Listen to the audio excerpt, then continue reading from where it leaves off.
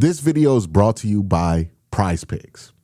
So there's been a lot of talk lately about a Deshaun Watson resurgence. And even though in the spring we often hear about a Deshaun Watson resurgence, this is the most seriously I've heard it being taken from the national media, right? Usually this is a local thing. Beat reporters who are there at practice who are impressed with how Deshaun Watson looks in practice, but that usually doesn't trickle all the way up to the national level. Now, that might be reflective of something going on the field, right? Like that he's playing so well that people are raving about it to these national media outlets, and then they're picking up this story. Or it could mean that there's more of an appetite for a Deshaun Watson redemption story than there was a couple of years ago, which I think is kind of more likely the case because, like, even when Deshaun played decent football in 2023, the narrative was overwhelmingly negative about him just a few practices into a couple of OTAs this year, and then there's a much more positive narrative surrounding him. I think that's, in my opinion, more reflective of the national appetite for his redemption being more there than it was a couple of years ago. I don't think anybody really was wanting that to happen. I think now more people are okay with it because they have seen Deshaun Watson seemingly in some unofficial ways get punished, right? His legacy has been hampered. Yes, he got all that money, but I mean, he got humiliated the last time he was out there. The fans literally cheered when he went down. There's more of a feeling in that redemption story than there was a couple of years ago that Deshaun has been, in one way or the other, humbled. And once that happens, people are more willing to run with the redemption story. But nonetheless, it's not just, national media talking heads saying this. There are people here who have legitimate backgrounds as analysts who are in some way a Deshaun Watson comeback in 2026. Now, if you watch my channel, I'm not there. Okay. I have been burnt by Deshaun Watson, right? I have believed in the comeback before with Deshaun Watson so many times that I have no choice at this point but to just wait till I see it, right? I believed in the comeback in 2022. I believed in the comeback in 2023. I believed in the comeback in 2024, and I got burnt every time. I just can't do it anymore. I have exhausted my patience on waiting on Deshaun Watson. If that's not where you are at, then good on you. But that's where I'm at, right, with this whole Watson thing. So, full discretion advised. But Bucky Brooks is making the argument, and I do think it's important, even when it's stuff that you disagree with, to hear out arguments from people you feel like are approaching the topic in good faith. And I do think Bucky Brooks is approaching the topic in good faith. To hear him out and what he has to say, and he wrote this article for, what website was it? Fox Sports. And the headline is NFL offseason check-in, why Browns quarterback Deshaun Watson might bounce back in 2026. Now, I'm not going to read this whole article here for you. I am going to point out a couple of key points in his argument here. So, again, he acknowledges that Deshaun Watson's comeback feels far-fetched, but he cites here.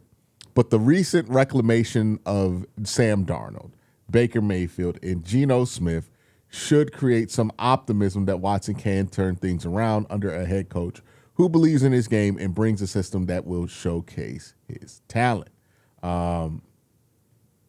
He also goes on in his argument to state that Deshaun Watson was once an elite talent, and he believes that once somebody has demonstrated that, you can't necessarily give up on them even if they have a prolonged period of failure. He sums up his argument here in this article. While it's hard to envision a player bouncing back from a 5-year span of subpar play and injuries, Darnold just won a Super Bowl, again drawing that parallel with the Seattle Seahawks after flopping with the Jets and Panthers over 5 seasons before mastering his craft as a backup with the 49ers in delivering a spectacular campaign with the Vikings in 2024.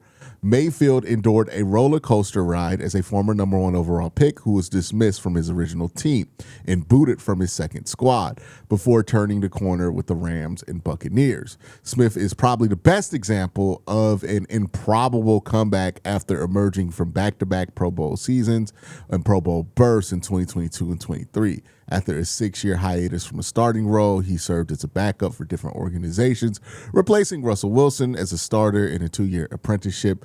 The veteran's odyssey shows the importance of finding the right scheme and environment to flourish as a starter. So that's his argument for Deshaun Watson's comeback. So that's Bucky Brooks's argument about the Deshaun Watson comeback. And I've heard this argument or a version of this argument from a lot of people in the comment section. I do have some retorts to it and why it is that I find these arguments a little bit more far-fetched than maybe some people online want to, including Bucky. The first thing is the comp to Geno Smith and Sam Darnold. Let's deal with that one because I don't think that's a good comp for Deshaun Watson. One, Geno Smith struggled at the beginning of his career when he was a rookie, and then he just didn't get opportunities for 6 years.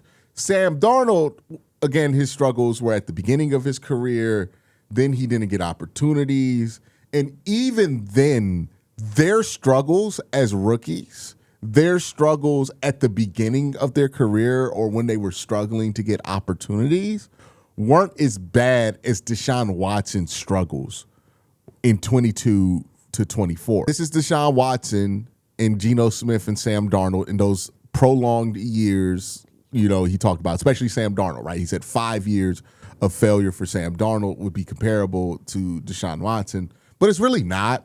The success rate is over a 4% difference. The EPA per play, I mean, like Deshaun Watson's adjusted EPA per play is almost 2 times as bad as Sam Darnold's was. He has a better completion percentage over expectation, but he's also throwing for less air yards. So even the one area where he does best Sam Darnold from 2018 to 2021, it's not necessarily one where he has a clean win over him. If we compare it to Geno Smith, the success rate is slightly better for Geno Smith, 42 over 39, so still a clean 3 points almost over Deshaun Watson in that rate.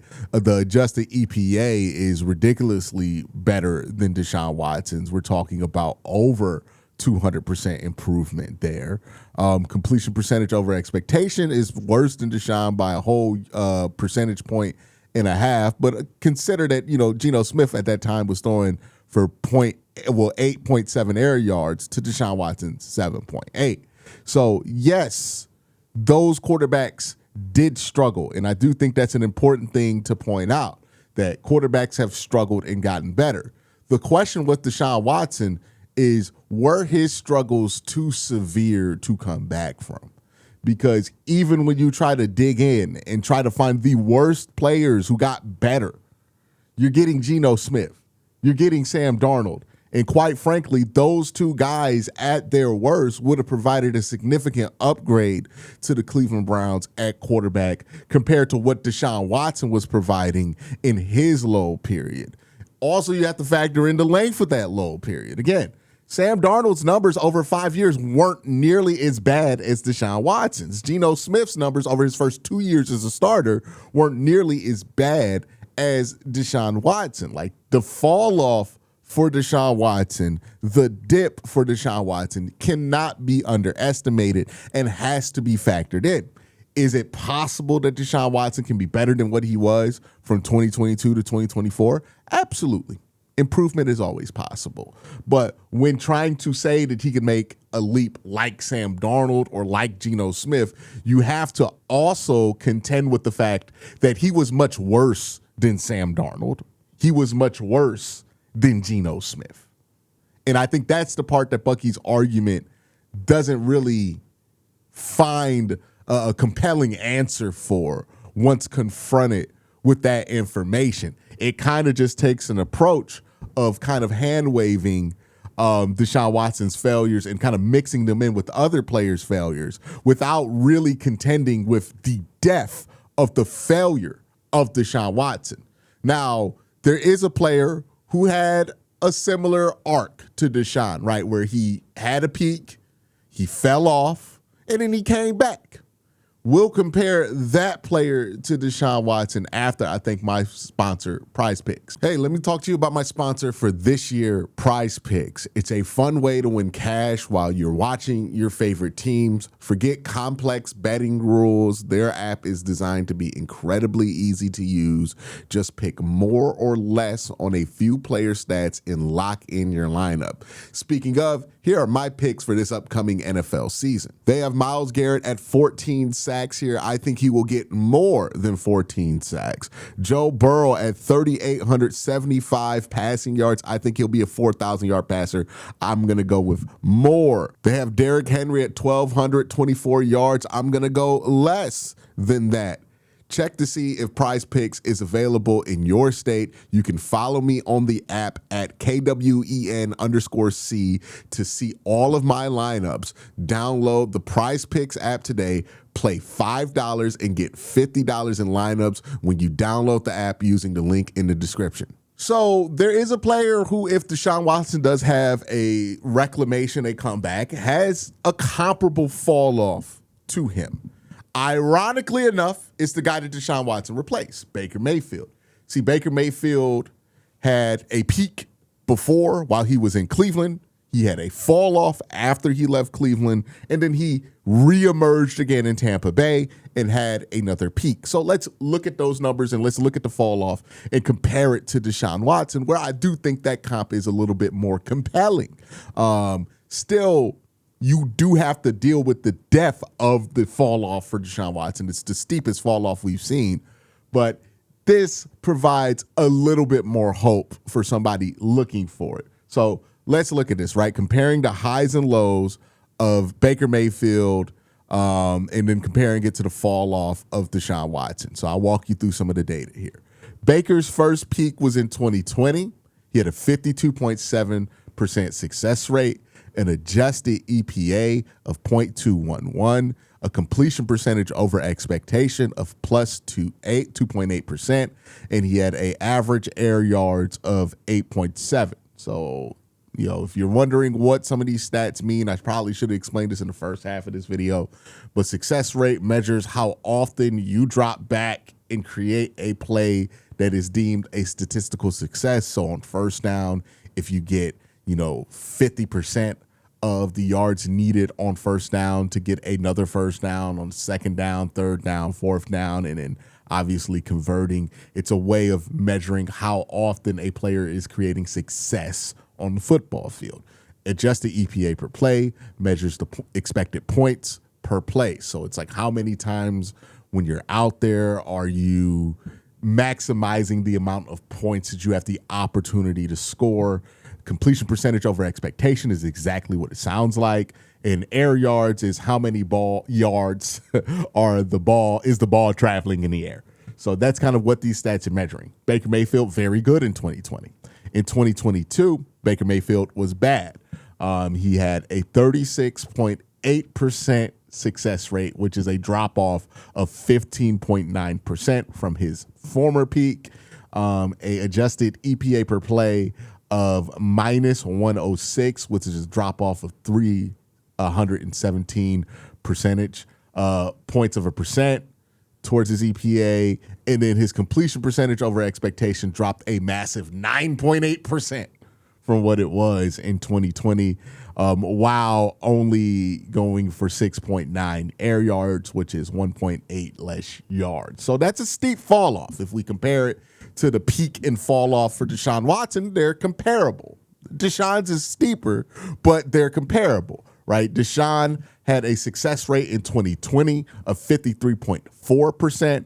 Deshaun Watson's success rate in 2024, 34.6%, a fall off of a minus 18.8%.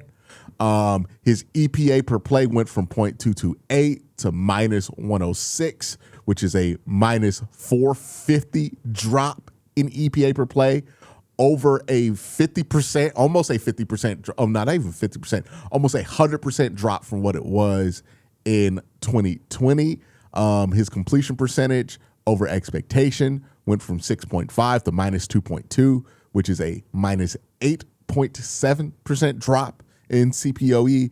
And his air yards dropped from 8.9 to 6.1, minus 2.8. So a significant drop off for Deshaun Watson. The only player I could see that had a similar drop off comeback to him is Baker Mayfield. And to be fair to Baker Mayfield, he got back about 15.6% of his success rate in 2024. He upped his EPA per play by 0.328. His completion percentage over expectation hopped to over 11, almost 10%, while maintaining the same air yards number. So it is possible for a guy to have a significant fall off from a peak and then find their way back, right? Baker Mayfield is an example of that. Is it possible for Deshaun Watson, given how steep his fall off was? Remember, Baker Mayfield had one of the most drastic fall offs of the 2020s, and Deshaun Watson outdoes that fall off, right? Like, that's the thing that we have to contend with. For any optimism about Deshaun Watson, we cannot be shy about how bad it actually got. Because, again, steep drop off for Deshaun here, right? And it's even steeper than Baker Mayfield's fall off, right? Like, in almost every category, he was much worse if you compare the fall offs to fall offs than Baker Mayfield's. So even with Baker Mayfield, who has the most comparable fall off, it's still not as steep as Deshaun Watson's. Now, again, if you want to be optimistic towards Deshaun Watson, fair, right? You can be optimistic towards whoever you want to be. If you choose Deshaun Watson, that's fair. But you do have to contend with how bad it got for Deshaun Watson. If you want to say, well, it's simply fit, which Bucky Irvin makes the argument, not Bucky Irvin, my bad. Bucky Brooks makes the argument that it was simply fit that was the problem on top of off the field turmoil, which fair, right? That created that steep fall off for Deshaun Watson. You have to explain how he had a steeper fall off than Baker Mayfield, who Baker, the coach he went to in Carolina, that coach is back in college, right? The coach that Deshaun Watson had was a two-time coach of the year and still a head coach in the NFL. Whatever you think of Kevin Stefanski, the NFL has determined him as a competent head coach. You can agree with that. You cannot.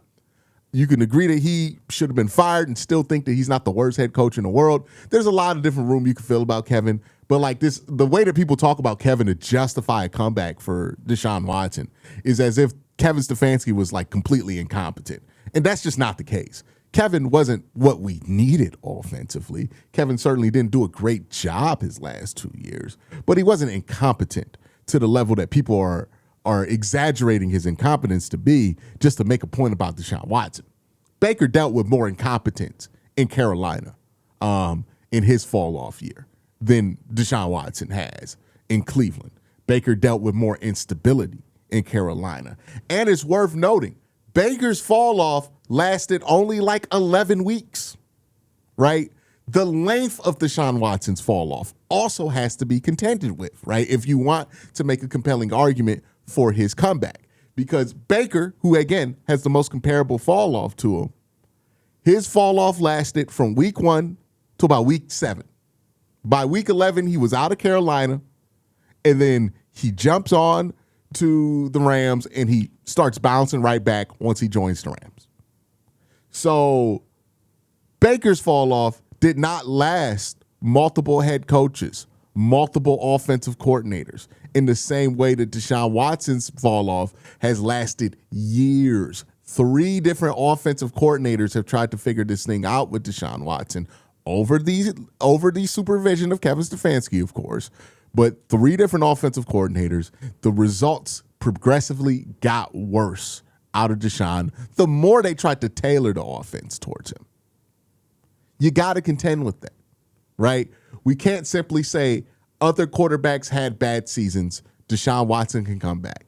You have to contend with the depth of the fall off for Deshaun Watson, being even deeper of a fall off than from Baker Mayfield to 2020 to 2022. Deshaun Watson's fall off from 2020 to where he is now is a much steeper fall off than Baker Mayfield's. And Baker Mayfield's fall off was one of the steepest we had seen.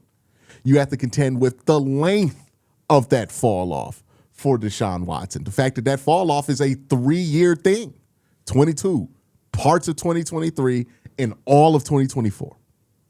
You have to contend with the length of that.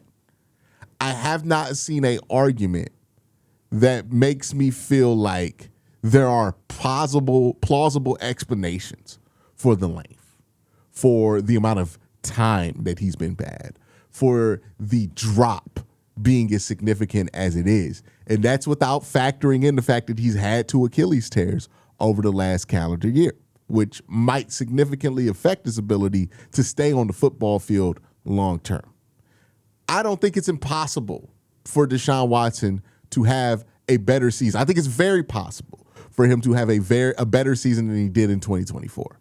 But if you're asking me, could there be a legitimate resurgence of Deshaun Watson, like a Deshaun Watson back to where he was or close to back to where he was, this is where I find it difficult to believe. I think the truth about a Deshaun Watson resurgence is simple.